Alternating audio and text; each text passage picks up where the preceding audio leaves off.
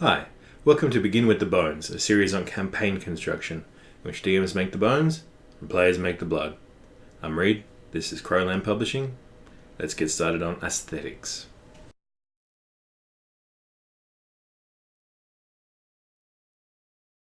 So aesthetics are just what makes something beautiful, are just what makes something cool. It's what you as a DM are looking to include, and it's what you are hoping that players are willing to work with you to include.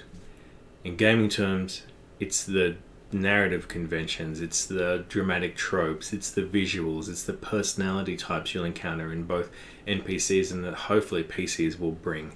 It's the look and the feel of the physical culture of the world. And you should also consider, if you can, what you know about your players, what you know about your actual crew.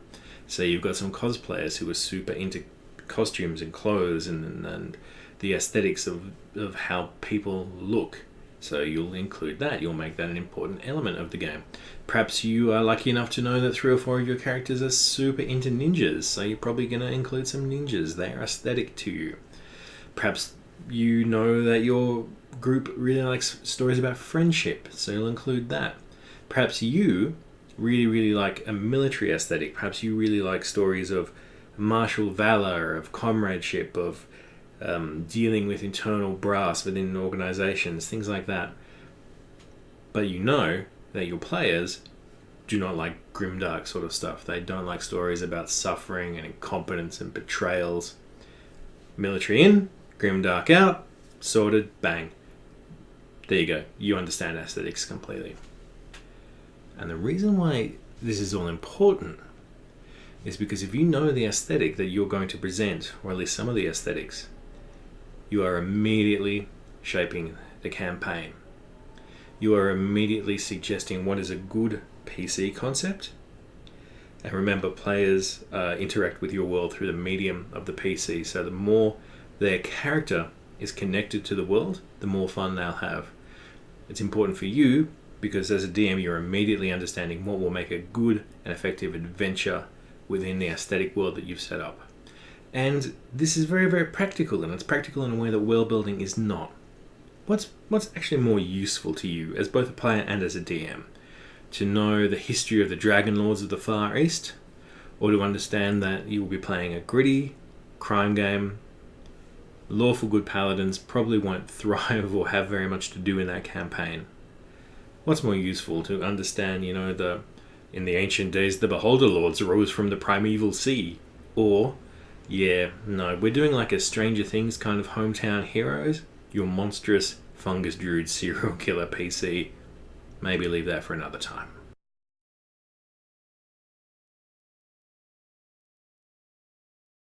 Alright, so what happens if you don't consider aesthetics? Or at the very least don't communicate them to your players? Alright, so you and the crew are getting ready to start a new campaign. Congratulations, you're going to have a good time. Now, traditionally, the DM will go away. They might choose a world, choose an existing campaign setting. Ooh, Kenda. Or they'll just homebrew it. So then the players go away. The players make characters. And you haven't had a chat with them about this. So in the back of your head, you're thinking, okay, I want to make a gritty Mad Max, Dark Sun, post-apocalyptic, scarce resources, societal collapse, that kind of a game. But you haven't talked about that with your players. So one cat, knight in shining armor, lawful good paladin. Okay?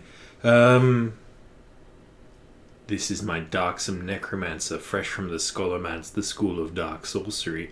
I plan to start an empire of the undead. Okay. I've got a chaotic evil rogue, and I'm got ties to the underworld, and I'm hiding out, and so I'm adventuring with these guys until the heat dies down. But there's no centralized government. Okay, what about you? And he's just a stoner, so he's just made a druid that turns into a bear and eats honey, because there's always one. What you've got here is a disconnect. Not only between the DM and the players, but you've got a disconnect between the DM and the campaign world. DM's got to go and think about the adventures that are aesthetic to present. There's this unity between the players and the player characters because they might not all complement each other or have anything to talk about with each other or any goals in common. And there's a disunity between players, characters, and the world that you're presenting, because now it's not sure how they fit in, it's not sure how they can achieve their goals, or even if their goals exist to achieve.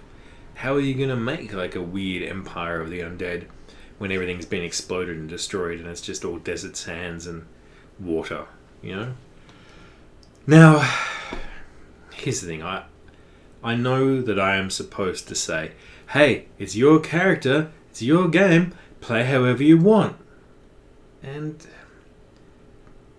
that's not wrong, but it's also not quite right, because DMs and players have responsibilities to one another, and one of those responsibilities is for the players. And if you are a player, you should think about this. You have a responsibility to work not only with the DM, but to work with your other players to create harmony. If you are a DM, it is your responsibility to create a world in which all the players understand what is a good character for them, what kind of characters they will have fun with in the world, because not fitting in, it can be jarring and it can be annoying and you don't feel connected to it. That's important. It's important for you to feel like your character has a place in the world, goals to achieve, and ways to have fun. Setting the aesthetic creates unity, removes disunity. Alright, now let's talk about the elements of what makes an aesthetic.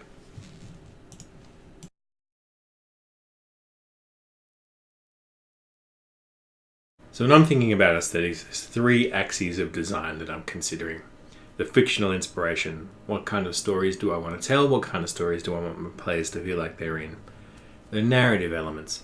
What are the dramatic tropes? What are the themes that will come up in the book? Will there be love stories, horror stories, intrigue stories?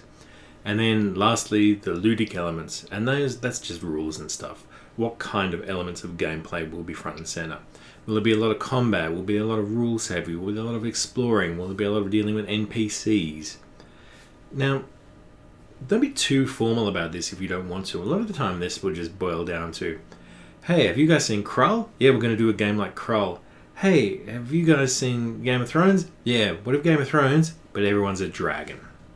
It's that simple. Sort of aesthetics is just pruning down what flavor fantasy we're living in. Fantasy is a big genre.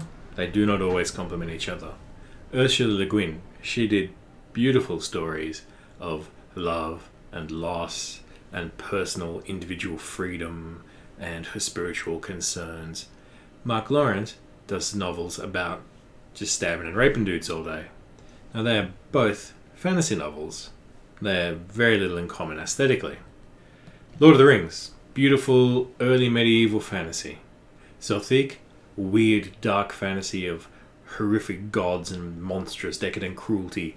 Iron Kingdoms is a fictional Europe that has industrial magical technology at the front and center of it. Three very, very different aesthetics. So, we should be narrowing our focus when we're thinking about setting up a campaign. I've said before, I like gothic stuff, I like Bloodborne, I like Van Helsing. So if I'm doing a game like that, I'm setting up adventures of fighting sexy vampire men in brooding castles. I'm thinking about tracking werewolves through the snow.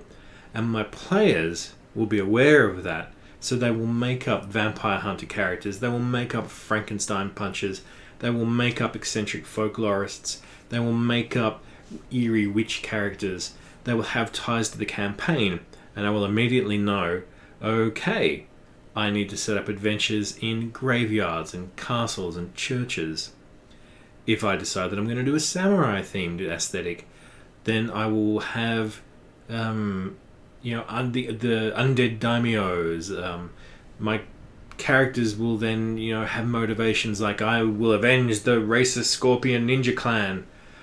And I'm not going to get, because what I don't get is also as important, I'm not going to get cheeky, cheerful hobbit burglars. I'm not going to get crazy gnome technological inventors. I'm going to get samurai. I'm going to get trained geishas, I'm going to get ninja characters, I'm going to get martial artists, I'm going to get all that sort of stuff because that's what I want, because I've got a samurai themed aesthetic. Last one, if I'm doing up a medieval chivalry kind of aesthetic, I am going to have characters like knights who are looking to prove their worth to the king. I'm going to get squires who just want to be trained even though they are dirt poor. I am going to get enchantresses who have returned to court. I am going to have them fighting the devil because that is a good bad guy for an explicitly religious kind of game setting. Every time I have introduced an aesthetic, every time I have told people here is the kinds of narratives we're going to work into, I have given players chance to enter into a design space that is useful to them. And that's important because if nothing else is that a strong aesthetic also lets you say to characters without rancor, I don't think that fits the aesthetic. Let's find something that's going to work for us. That's handy because it cuts down on the odd snowflake character, which does happen. And sometimes it's fun, sometimes playing against type is great, but sometimes it just sticks out like a sore thumb. So what kind of narrative elements are you going to introduce into your campaign? What kind of tropes, what kind of themes, what kind of scenarios are going to turn up? Now, we can't list them here. There's no definitive list. It's just way too big a topic. So here's just a few that I commonly pick that you might also be interested in interpolating into your campaigns. Action. I like a good action scene. I like it when my players talk about tactics, when they go, oh, I think I've got an idea of how to take down the big monster. I also like it when, when they lose. I like it when they come away feeling bloodied and bent and hurt. So if you're only there because you want to do stuff like, Father, I should have told you I loved you before the land shark ate your face, and the DM says to you, look, we're going to be an action heavy game, that's going to be good to know. Maybe you like dark romanticism, which is just a fancy way of saying, do you like darker emotions? Do you like them being important? Are you, again, like that guy from before, an actor? Do you like going, the madness has overcome me, or I will never forgive the king for siding with the Lich Lord? Those are important too. Do you like comedy? Do you like it when your characters are funny characters? I do not. I like it when humour emerges from the table, but I don't like it when I am Jingo Silly Pants. So, decide. Do you have tolerance for that? Are you welcoming to that? Some people are. Romance.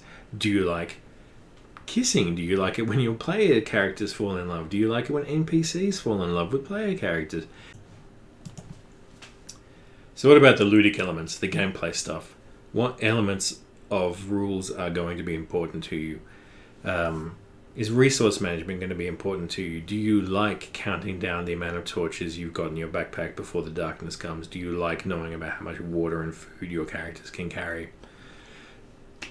Do you really, really like combat and making combat as realistic and rules heavy as possible? Some people really do. They like the wargaming aspects. Do you like optimizing characters? Do you like having powerful characters who can defeat any bad guy quite handily? You don't really need to sit down and go, I like this, I like this, I like that, and I like that.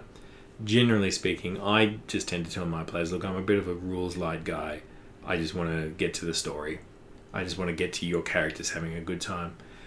But if you've got a group of players who are really, really into the rules, you need to communicate straight up what your expectations of each other are. Because if you're just going, I don't know, roll a 20, see what happens, and the player is like, well, no, that's not what it says. Look in the book. I really want to do this by the book because some people are like that.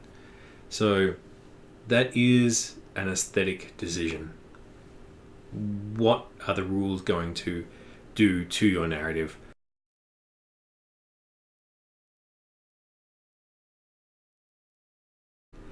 Alright, so there's really only one thing left to talk about when it comes to aesthetics, and that is talking to your players about the aesthetic that you are going to create. You are the DM, you are going to be very, very close to this campaign in ways that the players are not. You need to feel like you're a champion of the world, you need to feel like you are involved in the world, and you need to feel excited by the world that you are making and the campaign that you are making. So just talk to them. This can be very, very simple. I just played The Witcher 3. It was a really, really fun computer game. We're going to play a game just like The Witcher 3. Chances are good most of your players will have at least heard of The Witcher 3 and can in some way interface with it and learn what the aesthetic is. And the other important bit of business, and this is for players, especially if you are entering into a game world where you're not sure about the aesthetic, you don't need to have a full backstory when you create a player to engage with the aesthetic. Just a one-line high concept. It's very simple, and you will then learn what the aesthetic is on the fly. And once you've communicated the aesthetic, you can be confident that your narrative will begin strongly. It will begin hitting the ground running because your players are on the same page, your characters are on the same page, you're on the same page with them. You've cut out a lot of early reasons that campaigns stumble. So give your players a cohesive party dynamic, give your characters strong hooks to the world, and everyone will feel connected and everyone will role play more. Alright, share, subscribe, like, all that sort of YouTube-y stuff. Thank you very, very much for listening. I hope this was useful to you. I'll see you next time. Bye bye.